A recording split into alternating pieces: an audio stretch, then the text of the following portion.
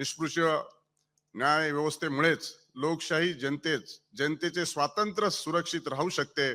अमृत महोत्सव साजरा करत असलेली आपली राज्यघटना आणि आपल्या देशात रुजलेली संसदीय लोकशाहीची मजबूत पाळीमुळे व्यासपीठाचे आपले निष्पृह न्याय व्यवस्थेचे योगदान मोलाचे आहे.